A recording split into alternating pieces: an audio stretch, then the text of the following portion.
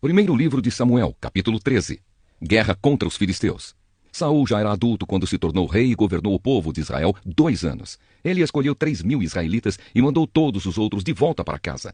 2.000 estavam na cidade de Miquimás e na região montanhosa de Betel. 1.000 homens ficaram com o seu filho Jonatas, na cidade de Gibeá, no território da tribo de Benjamim. Jonatas matou o comandante filisteu em Gebá e os filisteus ficaram sabendo disso. Aí Saul mandou mensageiros para tocarem corneta por todo o país, chamando os hebreus para a guerra. E todo o povo ouviu esta mensagem. Saul matou o comandante dos filisteus e agora eles estão com ódio dos israelitas. Então o povo respondeu ao chamado e foi juntar-se a Saul em Gilgal. Os filisteus se reuniram para lutar contra os israelitas. Eles tinham 30.000 carros de guerra, 6.000 cavaleiros e tantos soldados quanto os grãos de areia da praia do mar. Foram até Miquimás, a leste da cidade de Bet-Avém, e acamparam ali. Os israelitas perceberam que estavam sem saída e numa situação muito difícil. Alguns se esconderam em cavernas e em buracos, e outros entre rochas, em covas e em poços. Outros ainda atravessaram o rio Jordão e foram para as terras de Gade e de Gileade. Saul havia ficado em Gilgal e o povo dali estava apavorado. Seguindo as instruções de Samuel, Saul esperou 7 dias, mas Samuel não foi até lá. E o povo começou a abandonar Saul e sair dali. Então Saul lhes disse: tragam os animais para o sacrifício que é completamente queimado e para as ofertas de paz. Ele ofereceu o sacrifício e quando estava terminando, Samuel chegou. Saul foi ao encontro dele para o cumprimentar, mas Samuel disse: o que foi que você fez? Saul respondeu: eu percebi que o povo estava me abandonando e indo embora. Você também não veio como havia prometido, e os filisteus já estavam reunidos em Miquimás. Aí eu pensei, os filisteus vão descer a Gilgal para me atacar, e eu ainda não tentei conseguir a ajuda de Deus, o Senhor. Então achei que tinha de oferecer o sacrifício. O que você fez foi uma loucura, respondeu Samuel. Você não obedeceu à ordem do Senhor nosso Deus. Se tivesse obedecido, ele teria deixado que você e os seus descendentes governassem o povo de Israel para sempre. Mas agora você não continuará a governar. Você desobedeceu ao Senhor e por isso ele vai encontrar um homem do tipo que ele quer e o fará chefe deste povo. Aí Samuel saiu de Gilgal e foi embora. Saul, acompanhado pelo resto do povo, também deixou Gilgal e foi para junto dos seus soldados em Gibeá, no território da tribo de Benjamim. Então ele fez uma contagem dos seus soldados. Eram mais ou menos 600 homens. Saul, seu filho Jonatas e os seus homens ficaram em Gebá, no território de Benjamim. Os filisteus estavam acampados em Miquimás. Os soldados filisteus saíram para patrulhar em 3 grupos. Um grupo foi na direção de Ofra, na terra de Sual. O outro seguiu rumo a Bet-Orom. E o terceiro, na direção do monte de onde se avista o vale de Zeboim e o deserto. Os filisteus haviam proibido os hebreus de fazerem espadas e lanças. Por isso, não havia nenhum ferreiro na terra de Israel. Assim, quando os arados, as enxadas, os machados e as foices dos israelitas precisavam ser amolados, eles os levavam aos filisteus. Estes cobravam caro dos israelitas para afiar machados e ferrões de tocar bois e mais caro ainda para afiar arados e enxadas.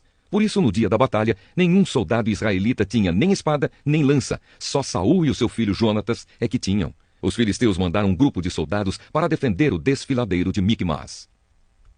Carta aos Romanos, capítulo 11. A misericórdia de Deus para com Israel. Então eu pergunto, será que Deus rejeitou o seu próprio povo? É claro que não. Eu mesmo sou israelita, descendente de Abraão e membro da tribo de Benjamim. Deus não rejeitou o seu povo que ele havia escolhido desde o princípio. Vocês sabem muito bem o que as Escrituras Sagradas dizem naquele trecho em que Elias acusa o povo de Israel diante de Deus. Elias diz assim: Senhor, eles mataram os teus profetas e destruíram os teus altares. Eu sou o único que sobrou e eles estão querendo me matar. O que foi que Deus disse a ele? Ele disse: eu guardei para mim 7.000 homens que não adoravam o Deus Baal.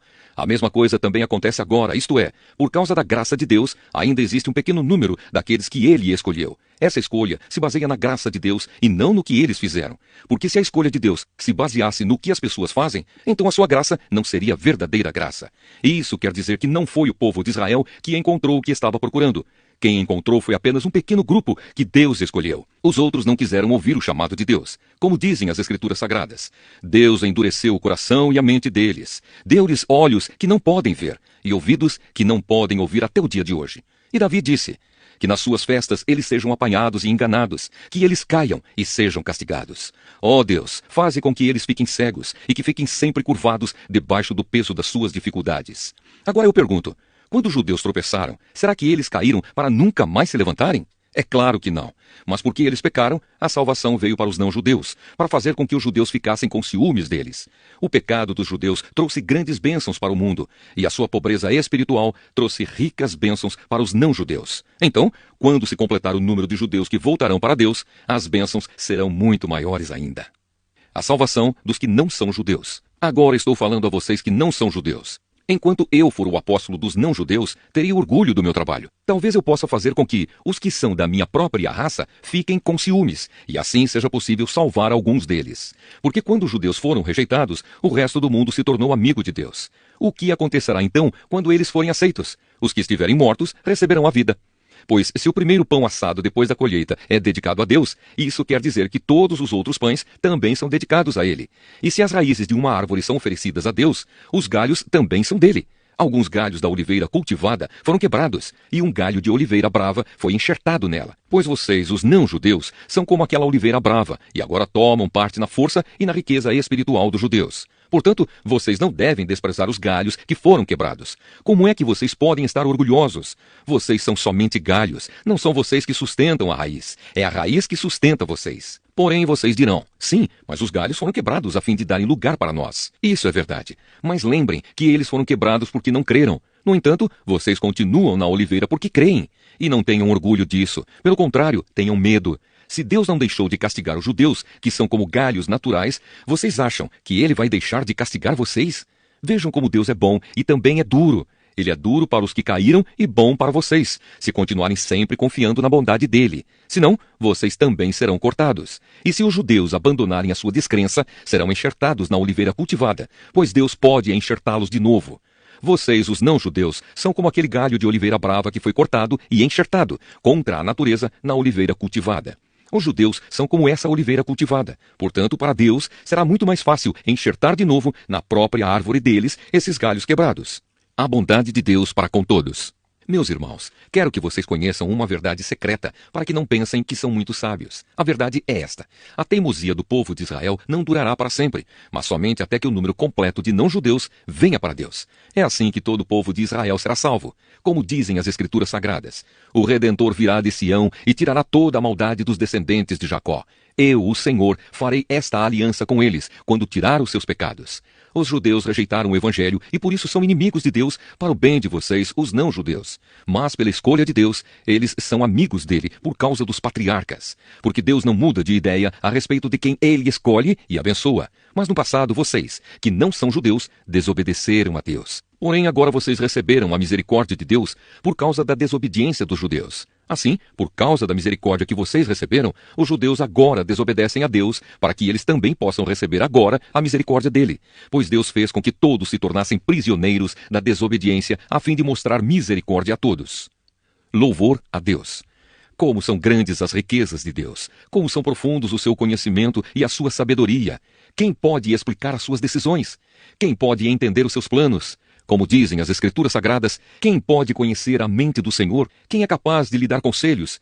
Quem já deu alguma coisa a Deus para receber dele algum pagamento? Pois todas as coisas foram criadas por ele, e tudo existe por meio dele e para ele. Glória a Deus para sempre. Amém. Jeremias, capítulo 50. A tomada da Babilônia. O Senhor Deus me deu a seguinte mensagem a respeito da Babilônia e do seu povo. Deem a notícia às nações. Avisem a todos. Deem o sinal e espalhem a novidade. Não deixem que ela fique em segredo. A Babilônia caiu. O seu deus Bel-Marduk está desesperado. Os ídolos da Babilônia estão cobertos de vergonha e as suas imagens nojentas estão cheias de medo.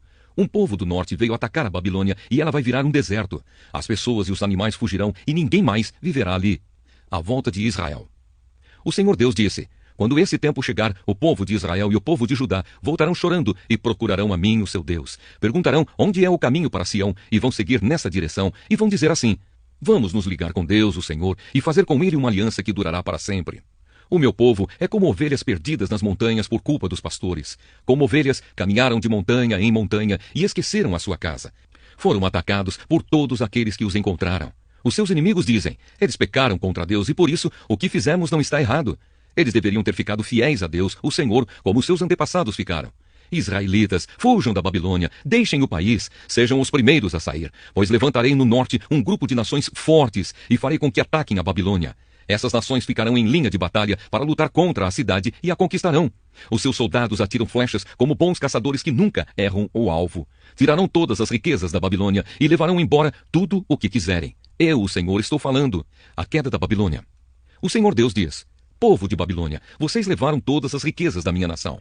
Vocês agora estão alegres e felizes, andando soltos como um bezerro no pasto ou rinchando como um cavalo bravo. Mas a cidade de vocês ficará humilhada e muito envergonhada. A Babilônia será a nação menos importante de todas. Ela vai virar um deserto seco, sem água. Por causa da minha ira, Babilônia ficará arrasada e ninguém viverá ali. Todos os que passarem por lá ficarão admirados e espantados vendo o que aconteceu com a cidade. Flecheiros, fiquem em linha de batalha para lutar contra a Babilônia e cerquem a cidade. Atirem todas as suas flechas contra ela, pois pecou contra mim, o Senhor. Soltem o grito de guerra em volta da cidade toda. Agora, Babilônia se entregou. Abriram brechas nas suas muralhas e as derrubaram.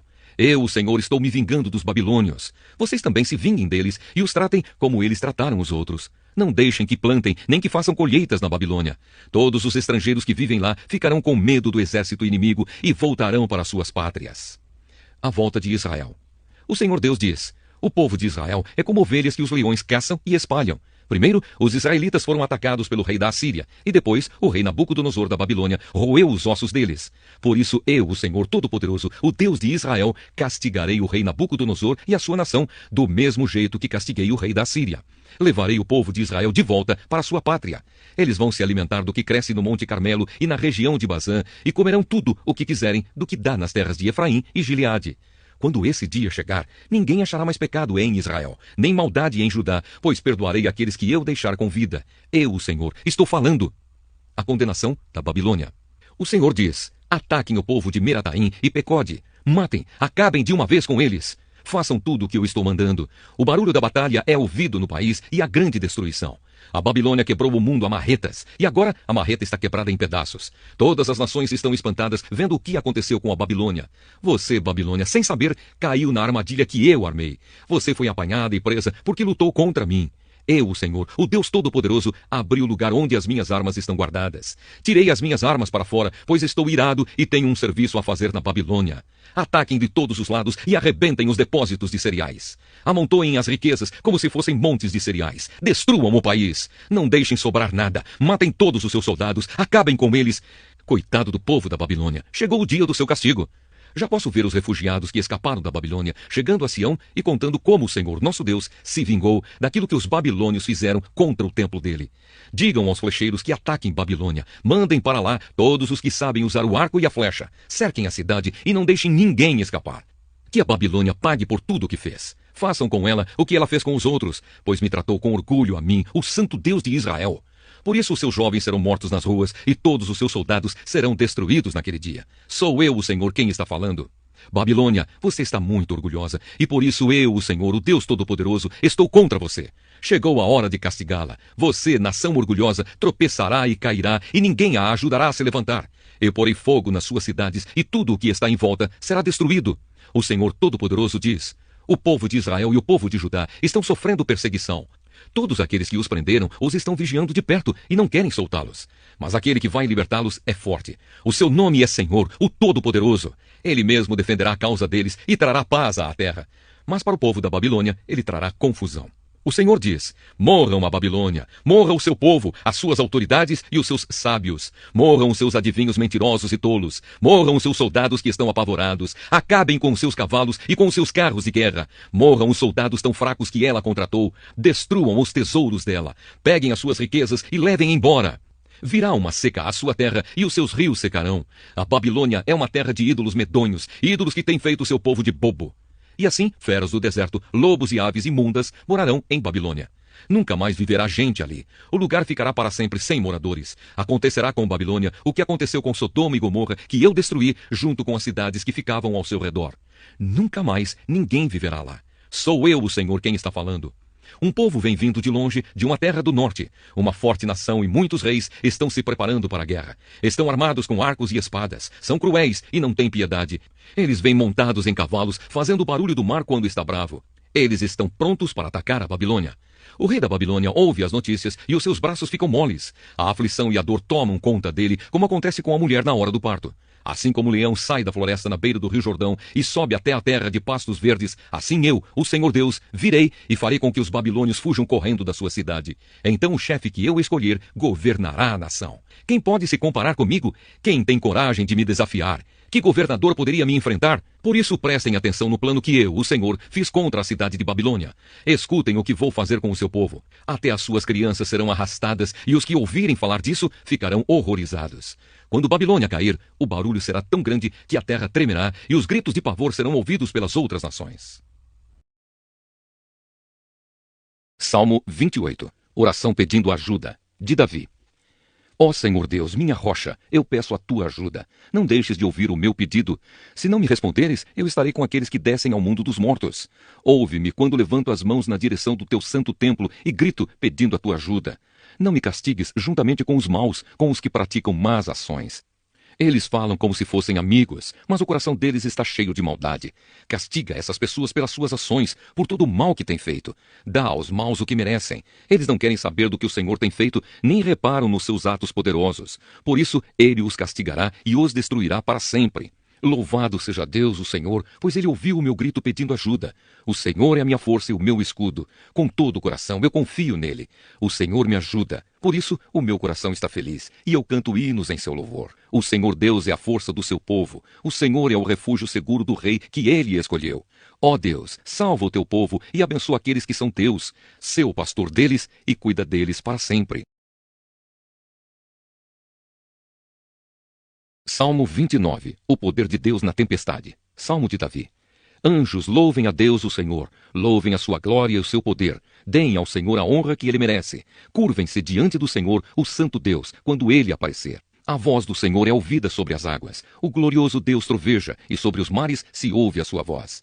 A voz do Senhor é cheia de poder e majestade. A sua voz quebra as árvores de cedro. Quebra até os cedros dos montes Líbanos. Os montes Líbanos ele faz saltar como bezerros. O monte Hermon ele faz pular como um boi novo. A voz do Senhor faz brilhar o relâmpago. A sua voz faz tremer o deserto. O Senhor faz tremer o deserto de Cádiz. A voz do Senhor sacode os carvalhos e arranca as folhas das árvores. Enquanto isso, no seu templo, todos gritam, glória a Deus.